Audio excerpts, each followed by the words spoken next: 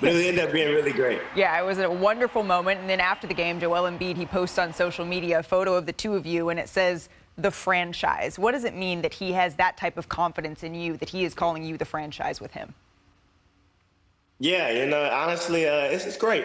Joel has been like a big brother to me since day one. I think he's had this confidence in me that I think nobody else probably had around town. But for someone, the MVP, to have confidence in you and want you to go out there and be successful, and he has the ultimate faith in my abilities, it just makes me go out there and be the best version of myself, honestly. Yeah, I'm sure that gives you a lot of fire sort of to fuel your performances as well.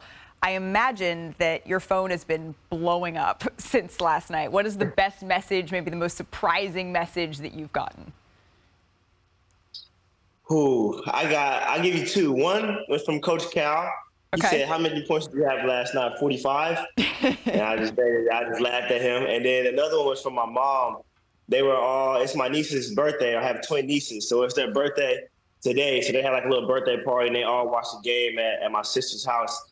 And if anybody knows me, they know my dad. He doesn't say good game. He's like very strict.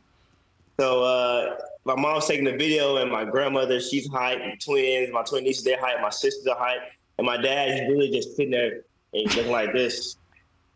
And he hasn't smiled one time. And I'm like, this man's amazing. But I mean, honestly, it's because he believes in me. He knows that he expects it of me. I work extremely hard every single day.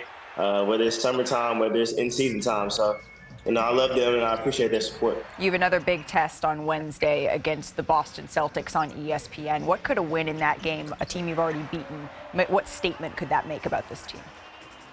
Nick Nurse said something after we played them the first time that was pretty enlightening. He said that everybody wants to know if it's for real. And he said, win, lose, or draw, we're serious. And, he's kind of implemented that since day one, since he got there. And training camp for us was very serious. And every single day that we come in, guys are taking every single drill, every single film session, every single workout. Guys, that are playing are extremely serious out there on the court. And we have a goal in mind, and we go out there and we compete every single night. Tyrese Maxey, thank you so much for spending a little bit of time with us here on NBA Today. Little chop it or drop it. We're going to take a look at storylines from around the league, and then we're either going to chop it, discuss, or we're going to drop it, keep it moving. We get this right like 70% of the time. Let's see how we do today. I'm going to start with the Pelicans. They trailed by as many as 29 points to the Mavericks, their fifth straight loss of the year. The Pelicans, they have a negative point differential with Zion on the floor so far this season. And let's just say, Williamson, he isn't happy with the way that things are going. Take a listen. Like I said last year, we had a team meeting, and it was brought up some things that I could do better, especially like with buying into the program. And right now it's tough right now, but like I said, right now I'm taking a little back seat right now, and I'm trusting the process. I'm trying my best to buy in right now. All right, so Zach, Zion, he is averaging career lows scoring-wise, and I don't even know if we need the numbers. We just need what we just heard from him. Chop it or drop it. New Orleans struggles. I'm chopping it partly because I don't really understand what he was saying, what he's that mad about. Look, New Orleans just doesn't have their team. They're missing like 17 guys every single game. It's hard to judge their team. But look, his shots are the same as they were last season. His usage rate is the same as it was last season. The difference is he's shooting 52% on twos, which for Zion is like, that's not good. Not it's good at mortal. all. They just don't have any shooting and enough stuff around him. Yeah, Perk? Zach, it wasn't meant for none of us to understand because he shouldn't have said those things. That conversation should have been had with him and Willie Green. It seems like nothing So it wasn't really, for us to understand. I mean, it seems like nothing really is going That's right, your right? coach on blast. Right now. Yeah, there's a whole lot going on there. All right, let's shift from a team on a losing streak to one that's won 6 in a row.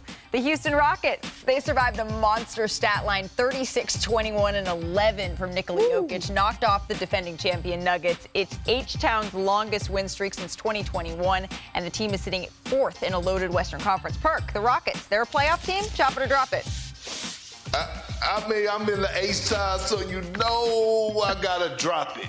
I gotta drop it because I'm gonna talk about them in the next segment. So I'll drop it for right now. now. All right, we're dropping it for right now. I'm gonna talk about them. Fair enough. So that's like an in-between chop and drop. So let's end it right here in Los Angeles, right? Because the Lakers, they've won back-to-back games over the weekend. They got back to 500. LeBron James, he led the way with 32 points in a come-from-behind win over the Suns on Friday. That's despite not having James on Sunday. The Lakers, they also took care of business against the Blazers, right? Austin Reeves, he came off the bench for both of those games to sort of help steady that second unit. Ramona, let's take a listen to this. I mean, basketball's basketball for me. Start, come off the bench, go play, pick up back home. I try to play the same way regardless of situation. And, that's really it. Lakers resolving their issues, chop it or drop it? Yeah, I'm going to chop it. I think Austin Reeves moving to the bench is exactly what they needed to do. They needed a point of attack defender, and that's been Cam Reddish. It might be Jared Vanderbilt if he's healthy and just changing that lineup around. And I think for a guy who just signed a big contract, who had kind of a starring turn for Team USA this summer, that's a big move for him to willingly accept it, but he's the right guy to do it. Well, can't do that to D'Lo. Right. Let's see if they can continue this streak against the Memphis Grizzlies.